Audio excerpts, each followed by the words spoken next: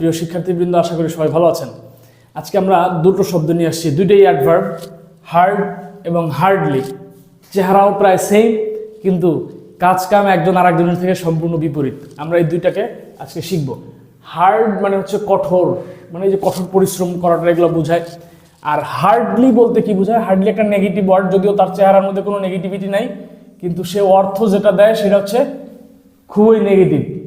যেমন আমরা উদাহরণ দুটো দেখেন, he tried hard to find a job but he had no lakh.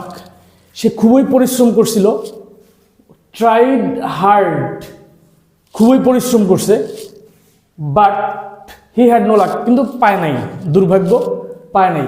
আর এখানে বলতেছে he hardly tried to find a job so he didn't get, মানে সে পরিশ্রম করে নাই বললেই চলে, সো তাই হি ডিডন্ট গেট, সে পায় নাই। তাহলে দেখেন, চেহারা সেম হইলেও সবসময় তারা যে আপন ভাই, ব্যাপারটা এরকম না।